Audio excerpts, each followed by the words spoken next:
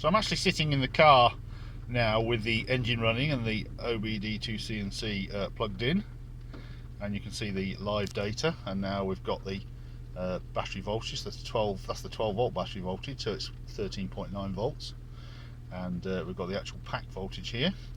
And the car's actually charging at the minute. You can see it's charging at about 7.5 amps, and the state of charge is 28% because I've just set that down to nothing. So if I actually press the button down, it will go back to 25%.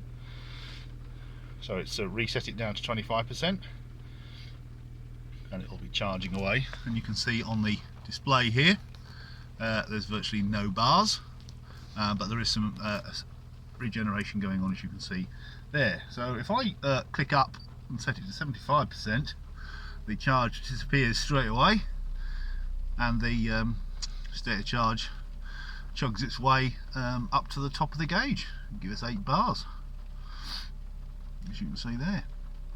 It's going to chug away, and I'm going to set it back down again in a minute to 25%.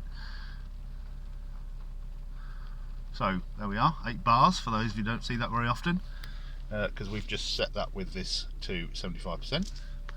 So I'm going to set it back down again.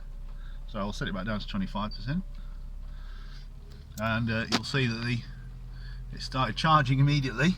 Again, green bars here, and the state of charge will tick down again in a moment once it gets going.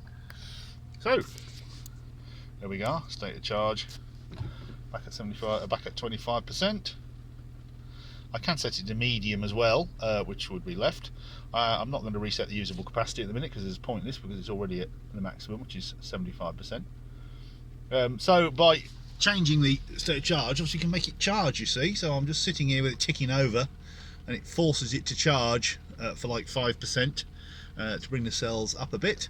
So if you wanted, you know, for instance, to charge repeatedly for a little while to force your pack to a much higher state of charge, then you can do this repeatedly.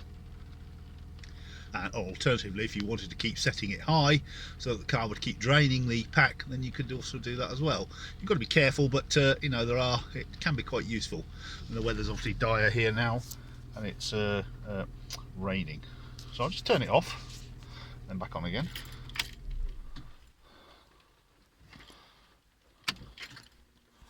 Back on.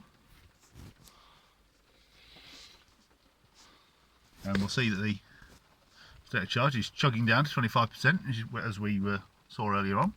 So I'll start it, and there's the charge, obviously. So I'm going to set it back to high. So if I go to, well, I'll set it to medium this time, and we'll see what happens when I do that.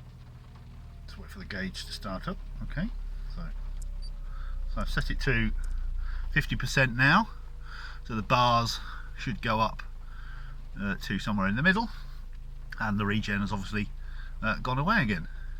So that's quite good. So I'm quite pleased with that. That's it's all working quite well. I've now got a couple of volunteers so far from the UK. It'd be useful to get a couple from the US who want to test this in their nickel metal hydride CRZs, so that we can get some feedback on it and see how it works in practice.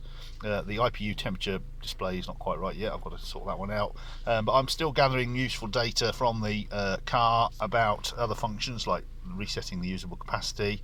I've got that information now, clearing DTCs, etc. So it's all working. I'm sorry this video is a bit of a disjointed, but it is in the dark and it's miserable weather here.